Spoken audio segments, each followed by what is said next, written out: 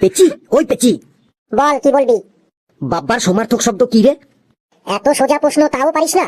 বাবার সমর্থক শব্দ হলো ভালো বাবা, শান্ত বাবা, শ্বশুর বাবা, রাগী বাবা, সুখী বাবা, দুঃখী বাবা, ওরে বাবা, না বাবা।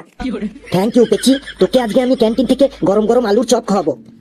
ফেলু রে, কপাল দিয়ে একটা বাক্য রচনা বল রে। কপাল দিয়ে বাক্য রচনা আমি বলছি, তোরা সবাই ভালো করে লেখ, না হলে কিন্তু তোদের কপালে কষ্ট আছে। কিরে, সবার লেখা হলো? আর 30 মিনিট বাকি আছে পরীক্ষা শেষ হতে।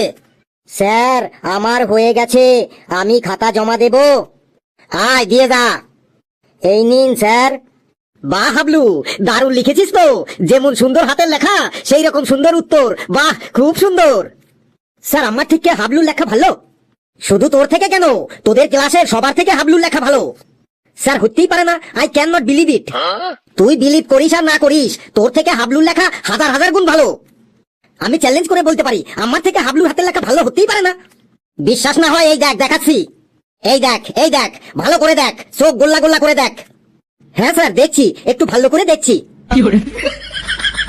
স্যার, এ কি করছেন? ফেলু তো আমার খাতা দেখে পুরো টুকে দিচ্ছে। তুই চুপ কর, পরীক্ষা হয়ে গেছে, তুই বাড়ি চলে যা। দেখ ফেলু, দেখ, তোর থেকে হাবলুর হাতের লেখা অনেক ভালো। দেখ, তুই ভালো করে দেখ। হ্যাঁ স্যার, দেখি, আর একটু ভালো করে দেখি। আপনি স্যার ঠিকই বলেছেন, আমার থেকে হাবলুর লেখা 100% ভালো। স্যার, স্যার, আমার খাতাটা দেখে ফেলু তো সব লিখে ফেললো। বললাম না, তোর পরীক্ষা হয়ে গেছে, তুই বাড়ি চলে যা। দেখ ফেলু, দেখ।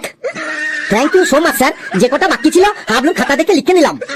হ্যাঁ সত্যি স্যার, হাবলুর হাতের লেখার স্টাইলটা আমার থেকে হাজার গুণ কেন, লাখ লাখ গুণ ভালো। কি সাংঘাতিক ছেলে রে বাবা।